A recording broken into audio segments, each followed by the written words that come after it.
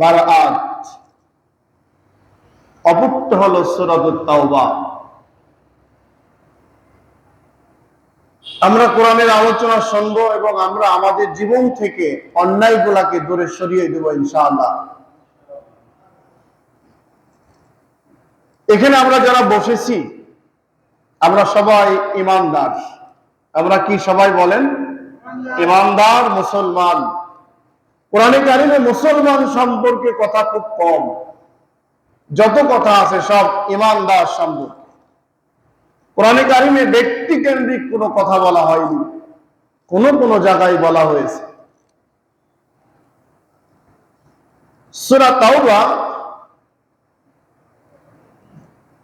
3টা স্থানে এই সূরাটাকে আল্লাহ রাব্বুল আলামিন নাজিল করলেন। নাম ছিল সূরাতুল বারাআত।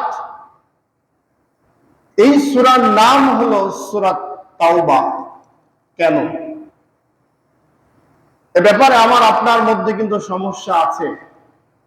একটু মনোযোগী হবেন, জীবাণু মুক্ত করে কথাগুলো শুনবেন। এই সূরার মধ্যে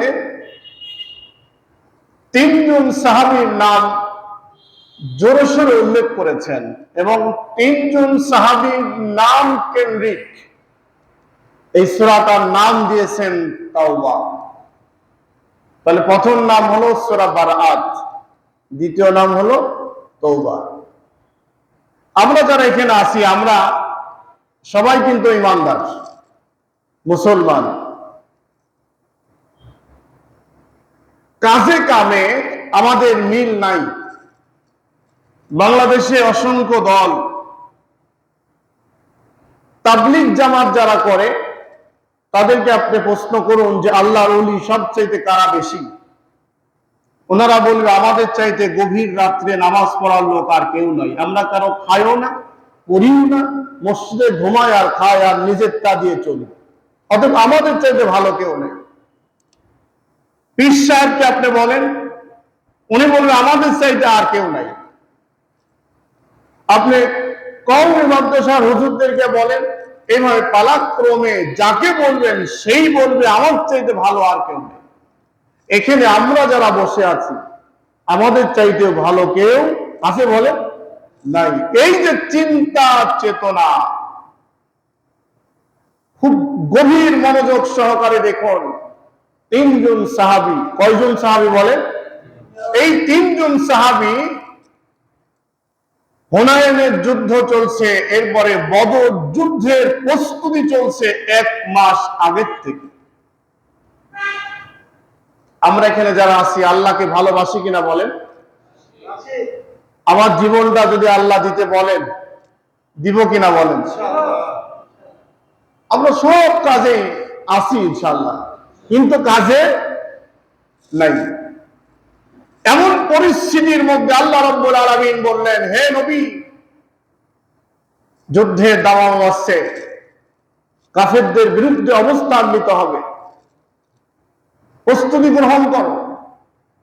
এর আগে রণকৌশল অবলম্বন করছে, যেটা হলো ইসলামী আন্দোলন। দুদিনের মধ্যে এই দেশে রণকৌশল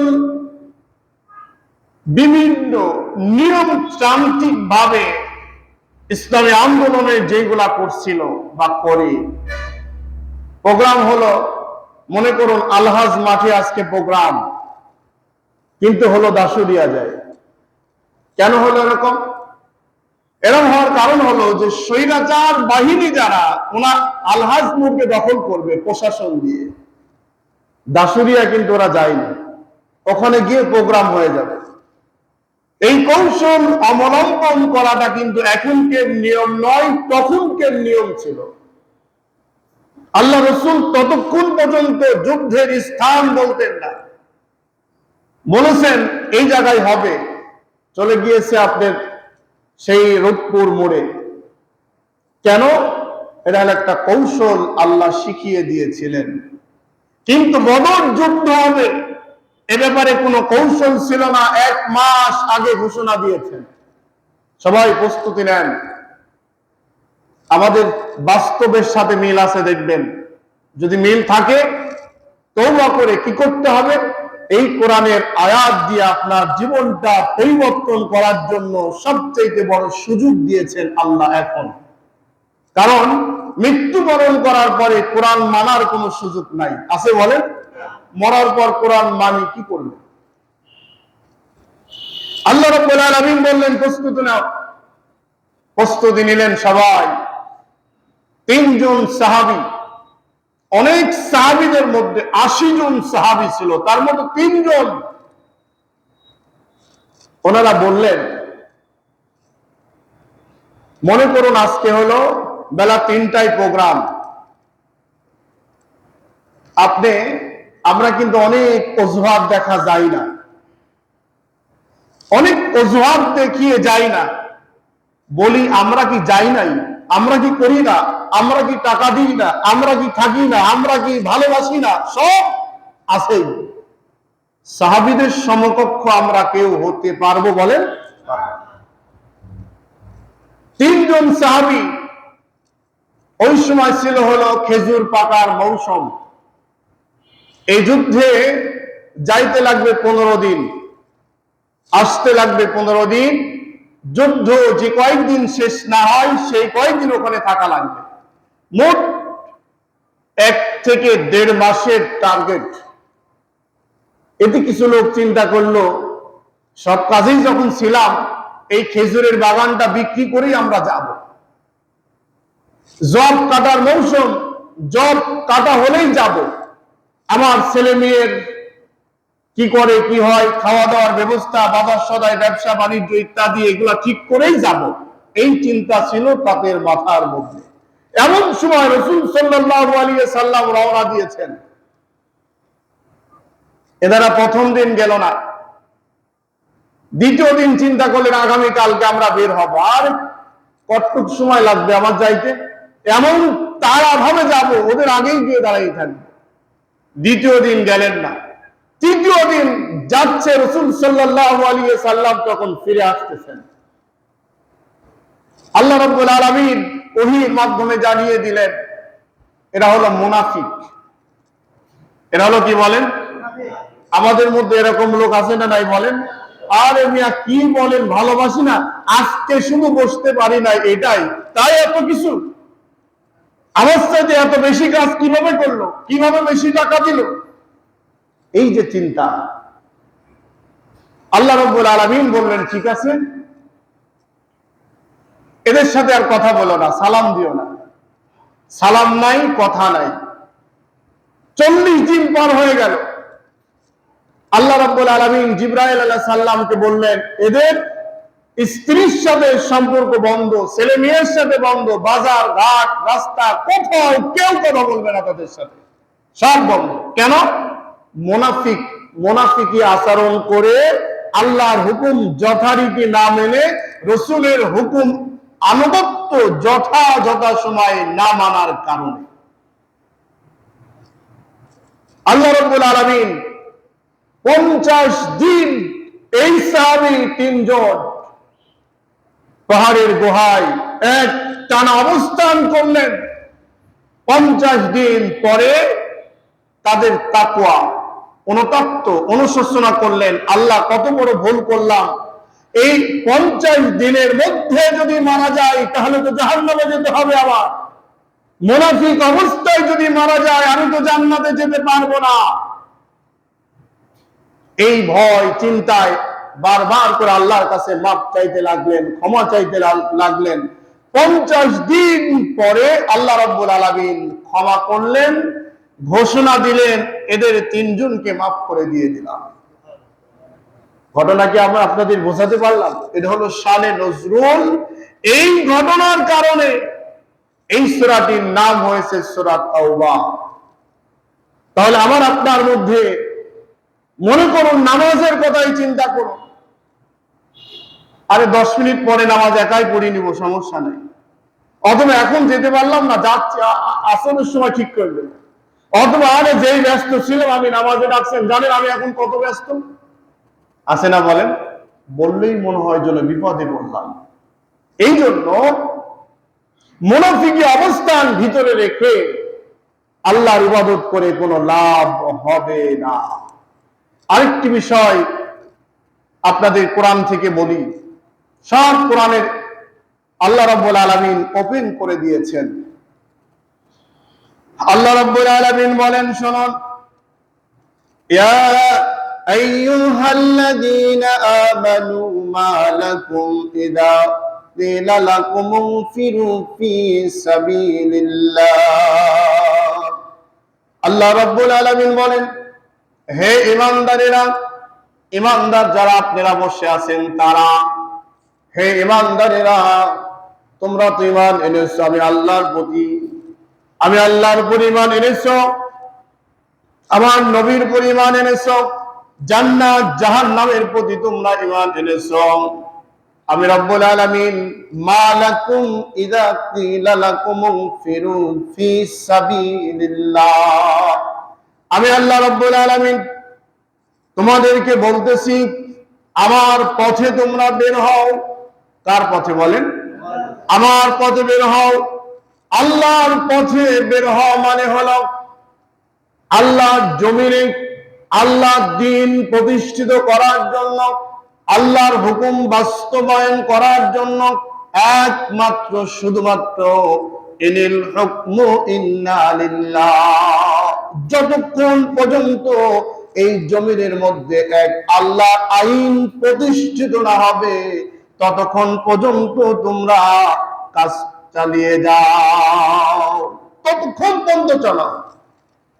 এখন চিন্তা করুন ভাইয়েরা, আল্লাহ ডেকে অন্য লোককে বলেন নাই, একমাত্র শুধুমাত্র ঈমানদারদের ডেকে বললেন, ইয়া আইয়ুহাল্লাযীনা আমানু, যারা হলো আমি আল্লাহকে বিশ্বাস করো, তারা ব্যতীত এই কাজ করা সবার জন্য সম্ভব হবে না। দেখুন, প্রচন্ড বৃষ্টি হচ্ছে বাড়িতে, হঠাৎ করে মনে করুন আপনার আব্বা বা মার ওষুধ কিনা লাগবে, এই ওষুধ যদি না আনা যায়, এই মুহূর্তে ইনজেকশন হোক বা ওষুধ হোক, এটা না খাওয়াইলে মুহূর্তের মধ্যে একটা দুর্ঘটনা ঘটতে পারে। এখন এই ওষুধ আনার জন্য আপনি যদি প্রতিবেশী কাউকে বলেন যে আমার এই ওষুধটা এনে দাও, উনি যাওয়ার সম্ভাবনা খুব বেশি না কম? কম না বলেন? খুব কম। আর একজনকে যদি বলেন, আত্মীয়কে বলেন, এরাও সম্ভাবনা খুবই কম। এবার যদি আপনার নিজের কলিজার টুকরা সন্তানকে বলেন, সম্ভাবনা আবার বেশি না কম? কারণ হলো বৃষ্টিতে ভিজতে পারি, কষ্ট করতে পারি, সমস্যা নাই, কিন্তু আমার কলিজার টুকরা আব্বা আমার চোখের সামনে বেঁচে থাকুক, এটা আমরা চাই, ঠিক না বলেন? এই জন্য হলো আপনার সন্তান আপনার হুকুম যেমন মানবে, যেমন আপনার সন্তান আপনার কথা শুনবে, গোটা পৃথিবীর সমস্ত মানুষকে আল্লাহ রাব্বুল আলামিন টার্গেট করে বলেন নাই এই জায়গাটায় কেন না, বলার কারণ হলো এই হুকুমটা মানা অত্যন্ত কঠিন একটি কাজ। আল্লাহর হুকুম মানা আসলে সহজ না কঠিন? কঠিন। কথা বলেন, সহজ না কঠিন? খুব কঠিন। এত কঠিন আপনি কল্পনাই করতে পারবেন না। আবার যদি মানতে থাকেন একদম সহজ, এর চাইতে আর সহজ কিছুই নয়। আমরা তো মানার মধ্যে শুধু নামাজটাই করি, আর কি করি বলে? নামাজ আর রোজা, আর শেষ। আমার ভাইয়েরা, আল্লাহ রাব্বুল আলামিন আপনাদের ঈমানদারদের ডেকে বললেন, কারণ হলো সন্তান যেমন বাবাকে বাঁচানোর জন্য ঝড় বৃষ্টি বাদল অপেক্ষা করবে না, ওষুধ আনতে যাবে, আর ঈমানদার যারা, আল্লাহ রাব্বুল আলামিন ডেকে বললেন ঈমানদারদেরকে, ঈমানদার হবে তারা যখনই আল্লাহ রাব্বুল আলামিন হুকুম করবে, অর্ডার করবে, ওই হুকুম বাস্তবায়ন করার জন্য কাজে লেগে যায় তারা। ওরা জীবনের বড় মনে করে না, আমার জীবনের দাম বেশি না। আবার কি জীবনের দাম বেশি বলেন? দাম বেশি হলো কার বলেন তো? ঈমানের দাম বেশি। কার দাম বলেন? ঈমান। আপনি যদি আল্লাহ অর্ডার করলেন আপনাকে এখন এই হুকুম মানতে হবে তোমার, অর্ডার যদি আপনি মানতে ব্যর্থ হয়ে যান, না মানেন, অমান্য করে চলেন, এবার এই জায়গাতে ঈমান থাকবে নাকি বলেন? আল্লাহর হুকুম অমান্য করলে ঈমান থাকে? শেষ। এখন যদি আপনি যতই সাদা পোশাক পরেন আর যতই হাজি হন না কেন, আপনি এই হাজির কোনো দাম আছে বলেন? ততক্ষণ দাম ছিল যতক্ষণ আপনার ঈমান আছে। ঈমান নাই, কোনো দাম নাই আপনার। আল্লাহ কোরআনে কারিমের মধ্যে স্পষ্ট ভাষায় বলেছেন, আল্লাহু লা ইয়াহদিল কওমাল যালিমিন, জালেমরা কখনো জান্নাতে প্রবেশ করবে না, করবে না, করবে না, করবে না। হুকুম কার বলেন? জালেম কাকে বলে? যারা হলো মানুষকে হত্যা করে, মানুষকে নির্যাতন করে, জুলুম করে, অত্যাচার করে, নিজের আইন দিয়ে দেশ, সমাজ এবং জাতিকে নিয়ন্ত্রণ করতে চায়। এরা কখনো মাপ পাবে না। এই ঘোষণা কার? আপনি রাগ করলে আমার লাভ, আল্লাহ তো নিজে বলেছেন। কারণ জালেম কখনো মাপ পাবে না। জালেম যদি মাপ পেত, ফেরাউনও মাপ পেয়ে যেত, ঠিক না বলে? এজন্য একটা জিনিস মাথায় রাখবেন, কোন সময়ের জন্য জালেমদের রাস্তা অনুসরণ করবেন না। তাহলে আল্লাহ রাব্বুল আলামিন বললেন, ঈমানদারেরা তোমরা শোনো, মা লাকুম ইযা কিলা লাকুম ইনফিরু ফি সাবিলিল্লাহ, হে ঈমানদারেরা আমার রাস্তায় তোমরা বেরিয়ে যাও। আল্লাহর রাস্তায় বের হয়ে আল্লাহ জমিনে আল্লাহ দ্বীন প্রতিষ্ঠিত করার জন্য কাজে লেগে যাও। আল্লাহ জমিনে যদি মনে করো দ্বীন প্রতিষ্ঠিত না হয়, আজকে যদি কোরআনের আইন চালু থাকতো বাংলাদেশে, আমরা যদি কোরআন মেনে চলতে পারতাম, তাহলে কি সাগরের মধ্যে আপনার ভাইয়ের লাশ মাছ খাওয়ার কোনো সুযোগ পেত বলেন? গণকবর দেওয়ার কোনো সুযোগ পেত না। আইন নামক ঘর বানিয়ে মানুষকে নির্যাতন করা, জুলুম করা, অত্যাচার করার কোনো সাহস কারো হতো না, ঠিক না বলেন? কেন হয়েছে? আল্লাহর বিধান না মানার কারণে, হুকুম না মানার কারণে। আল্লাহকে বড় আঙ্গুল দেখিয়ে মানুষকে খুশি করতে চেয়েছিলেন আপনারা। আজকে দেখুন, আল্লাহর আইন যেখানে অমান্য করেছেন সেখানে জুলুম নেমে আসছে, বিপদ নেমে আসছে, অত্যাচার নেমে আসছে। এই জন্য আল্লাহ ঈমানদারদের ডেকে বলছে, ও ঈমানদারেরা তোমরা আমার রাস্তায় বের হও। আমরা রাজি আছি তো আল্লাহর দ্বীন প্রতিষ্ঠিত করার কাজে নিয়োজিত হতে?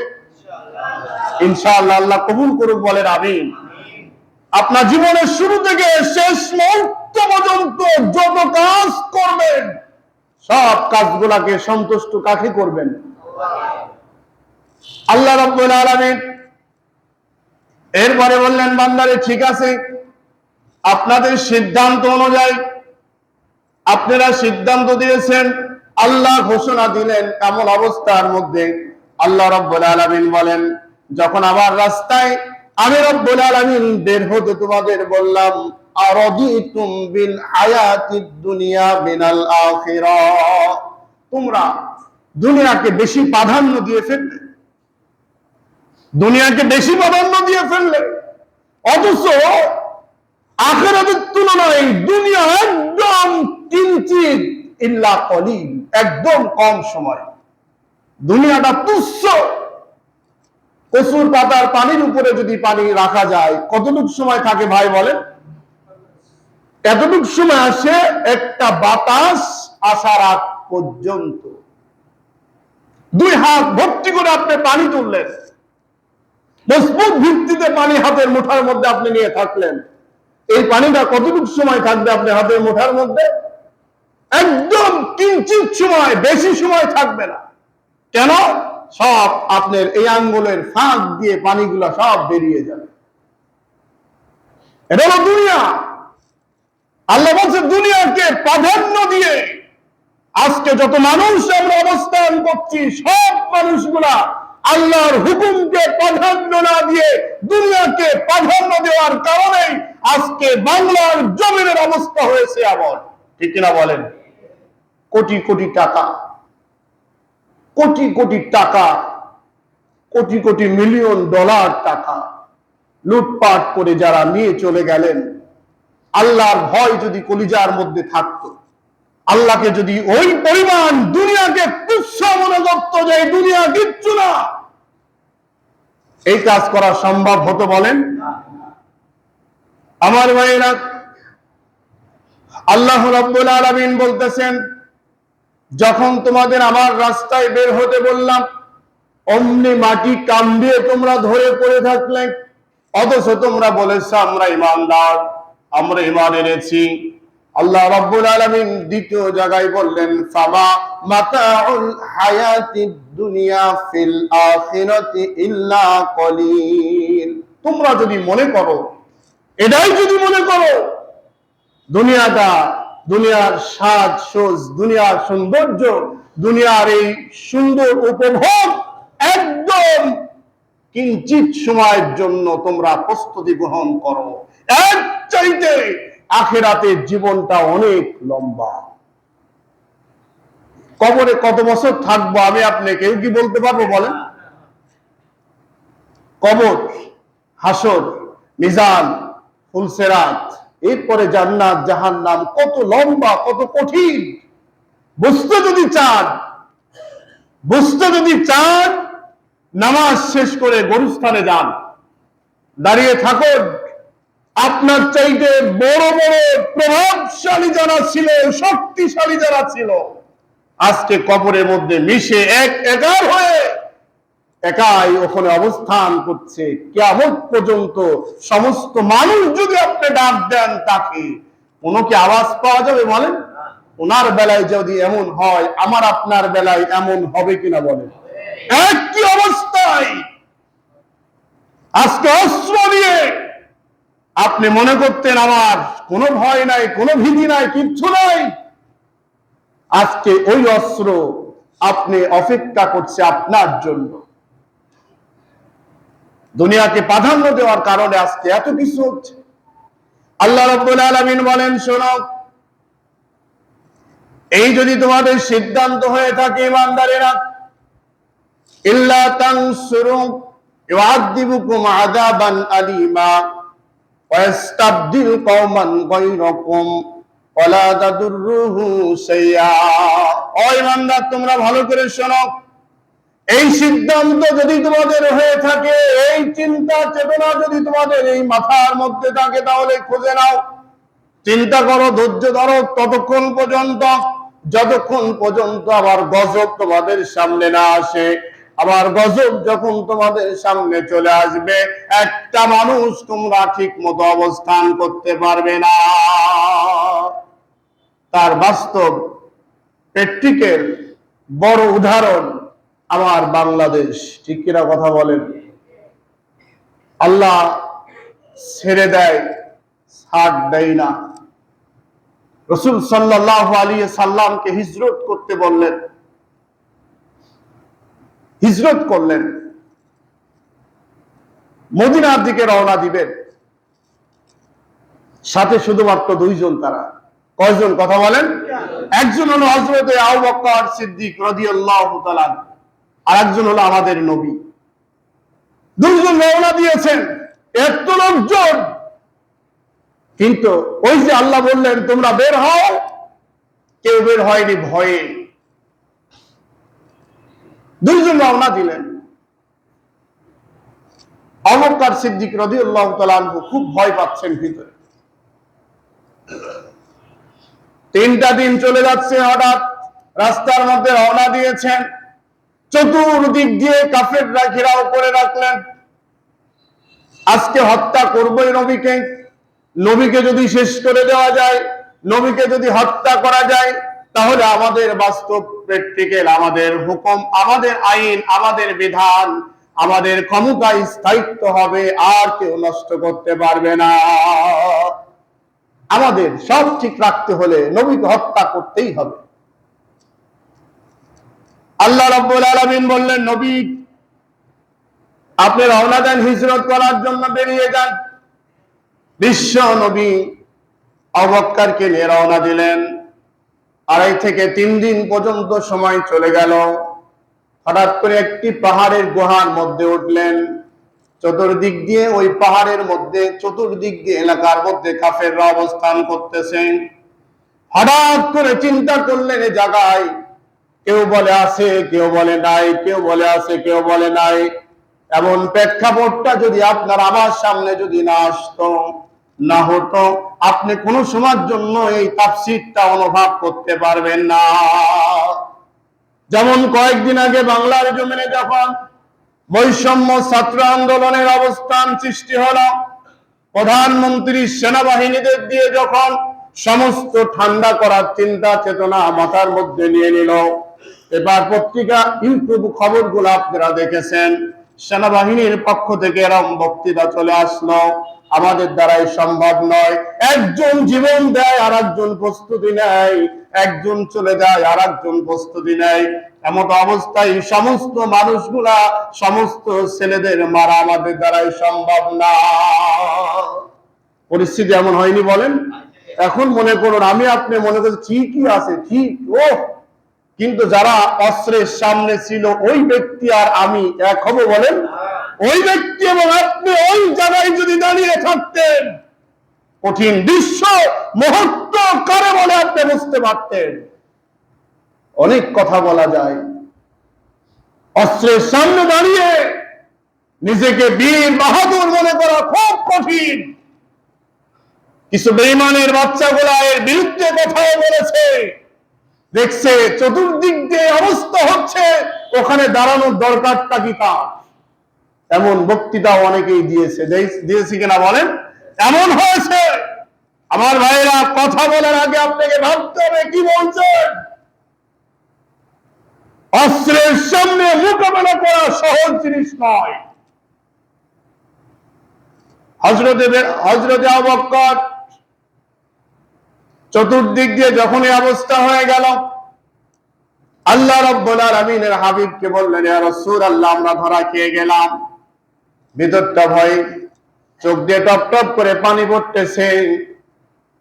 বিশ্ব নবী বললেন, আবু বকর, চিন্তা করো না, আমরা এখানে দুইজন নয়, আমরা আরেকজন আছে, আমরা তিনজন। সুবহানাল্লাহ, তিনজন। আরেকজনকে বলেন, কথা বলেন, আল্লাহ আছে না নাই বলেন? স্বৈরাচার বিদায় দেওয়ার জন্য আমার আল্লাহই যথেষ্ট, ঠিক কিনা? আল্লাহই যথেষ্ট। আল্লাহর জমিনকে আল্লাহ ঠিক রাখার জন্য আল্লাহ কিভাবে করবেন আল্লাহই ভালো জানেন। সুবহানাল্লাহ বলেন। আল্লাহ রাব্বুল আলামিন ঘোষণা দিয়ে বললেন,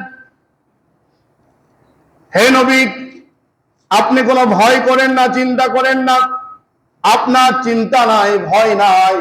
ওই গুহার মধ্যে যখন আপনারা দুইজন আছেন, ওখানে আপনারা দুইজন নয়, আর একজন আছে, তিনি হলো আমি আল্লাহ।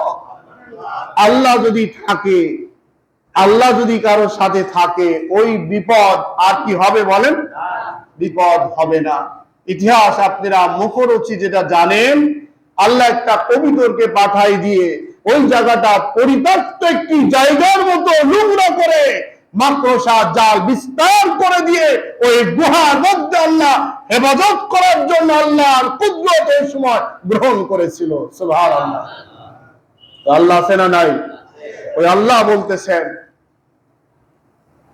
কখনো ভয় করো না, তোমরা কাতর হয়ে না, একা একা মনে করো না, আমার দ্বীন রক্ষার জন্য, আমার নবীকে সাহায্য করার জন্য আমি আল্লাহই যথেষ্ট।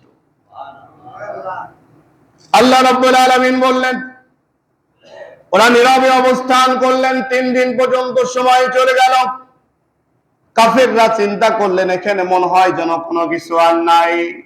এমন অবস্থায় যখন চলে গেল, আল্লাহ রাব্বুল আলামিন বিশ্ব নবীকে হিজরত করে মদিনায় পাঠিয়ে দিল। মদিনায় চলে গেলেন। মদিনায় যাওয়ার পরে, মদিনায় যাওয়ার সময় এবং যাওয়ার পরে আল্লাহকে ডাকছেন ইমানদারদেরকে। আমরা এখানে যারা আছি, আমরা সবাই কি বলেন? ইমানদার। আজকে সমস্যা হলো আমাদের, আমরা ইমানদার ঠিক, আমরা ইমানদার ঠিক, কিন্তু আমি তো আরো কাউকে না কাউকে ভালোবেসে আছি। এখন এই ইমানদার কোরআনের যতই কথা হোক না কেন, এটা আসলে আমার বিরুদ্ধে, আমার নেতার বিরুদ্ধে, আমার নেত্রীর বিরুদ্ধে বা আমার বংশের বিরুদ্ধে, অপরাধের বিরুদ্ধে, অন্যায়ের বিরুদ্ধে যদি এটা যায়, এটা আমি বুঝবো, তাহলে আমি কত দেখলাম। বাস্তব কিনা বলেন? আসলে আমাদের মূল পরিচয় হলো আমরা কি বলেন? ইমানদার। আমরা কি ইমানদার? ইমানদার সকল সময়ের জন্য একমাত্র শুধুমাত্র আল্লাহকেই ভয় করে চলবে, এর না হলে ইমানদার। আল্লাহ রাব্বুল আলামিন বললেন, এই দুনিয়ার জালেমরা, কাফেররা, তোমরা সবাই যারা আল্লাহর রাস্তায় বের না হবে, আল্লাহর সিদ্ধান্ত মেনে না নেবে, আল্লাহর কথার সাথে কাজের মিল যারাই না করবে, তারা শোনো, ইন তানফিরু ইউআযিবুকুম আযাবান আলীমা, তোমাদের জন্য এমন যন্ত্রণাদায়ক শাস্তির ব্যবস্থা আমি আল্লাহ করে রেখেছি, এই শাস্তি থেকে তোমাকে বাঁচানোর কোনো লোক পাওয়া যাবে না। তার প্রমাণ আর কিছু কি লাগবে বলেন? ভালো হওয়ার জন্য আমাদের এটাই যথেষ্ট। আপনি ভালো হওয়ার জন্য, আল্লাহকে পাওয়ার জন্য, আল্লাহর রাস্তায় মজবুত ভাবে থাকার জন্য এটা যথেষ্ট।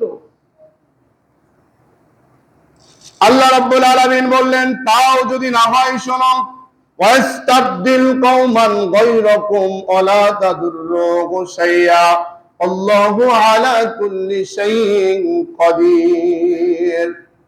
আল্লাহর ক্ষমতার চাইতে বড় ক্ষমতা পৃথিবীর মধ্যে আর কারো নাই। আছে নাকি? সবচেয়ে বড় ক্ষমতার মালিক কে? দেখাতেও পারেন কে? আবার সবচাইতে আল্লাহ মুহূর্তের মধ্যে ক্ষমতাগুলাকে মাটিতে মিশে একার করে দিতে পারেন যিনি, তিনি কে? দেখুন, বাংলার জমিনের মানুষ কোনোদিন চিন্তা করেন নাই, যেখানে পার্লামেন্ট, যেখানে সংসদ ভবন, যেখানে গণভবন, যেখানে নিরাপত্তার কোনো চাদরের অভাব নেই, কত স্তরের পুলিশ প্রশাসন, র্যাব, বিজিআর, বিডিবি, যত কিছু সব ওই জায়গায়।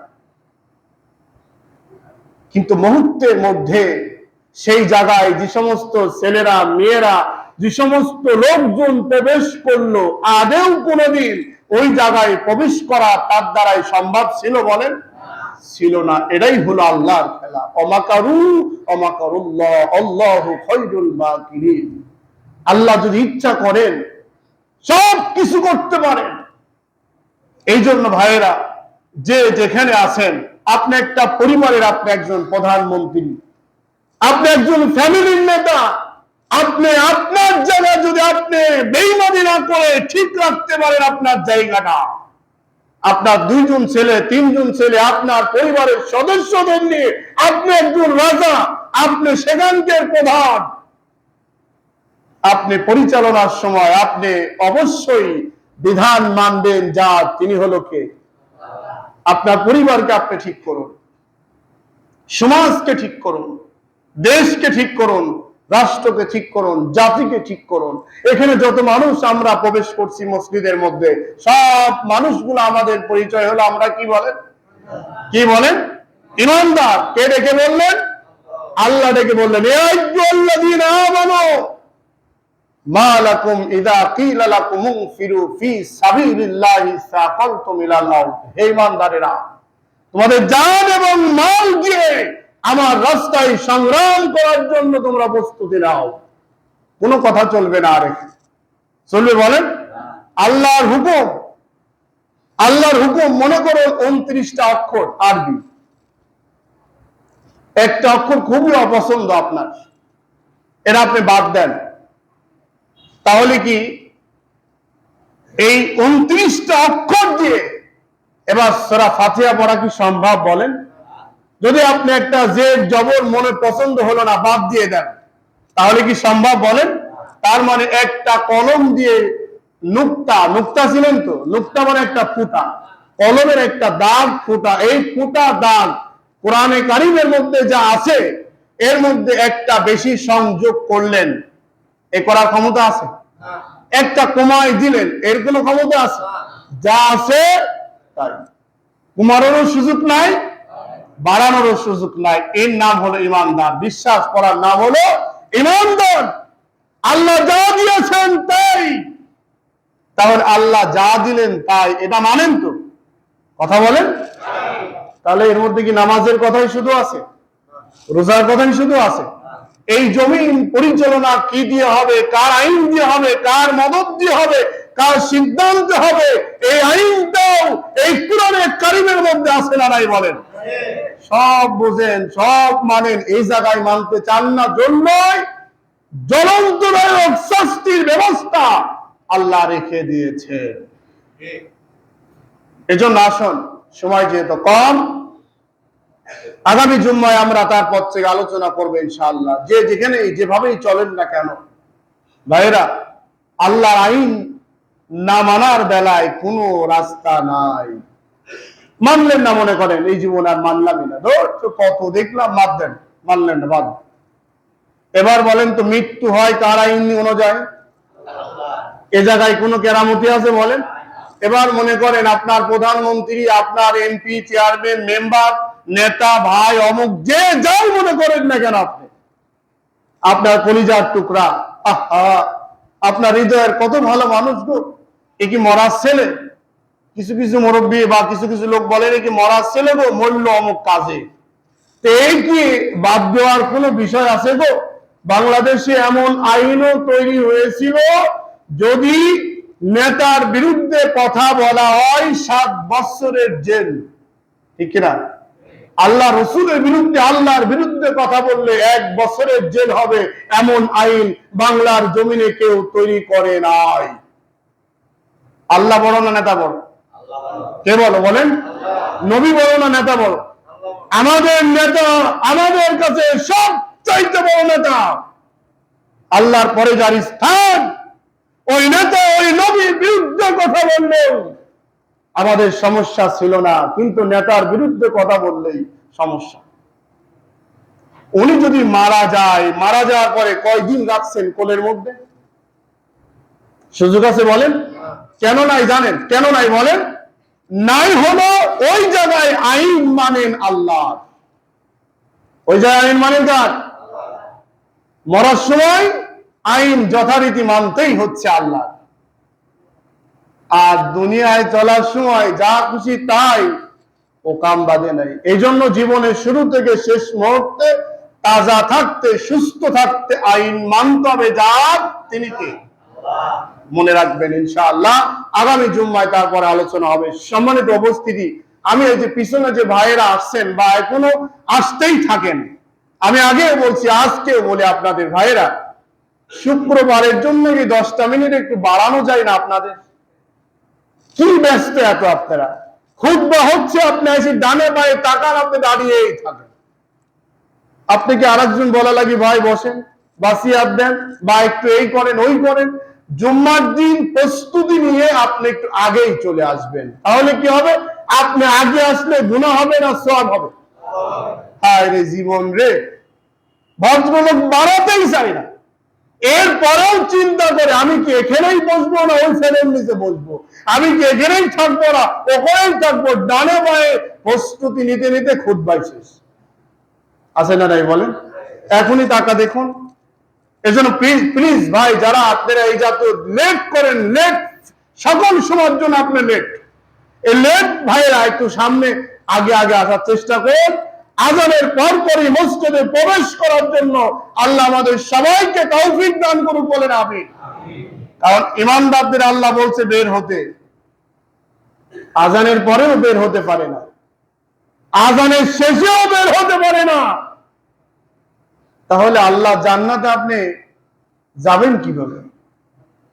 এজন্য ভাইরা, আমি আপনাদের দাবি রাখছি আপনাদের কাছে, আমরা সকল সময় পরে আসবো না আগে আসবো? পরে না আগে বলেন? আগে আসবো ইনশাআল্লাহ। আল্লাহ যেন তৌফিক দান করে, বলেন আমিন। সুন্নাত পড়ে না, 4 রাকাত সুন্নাত।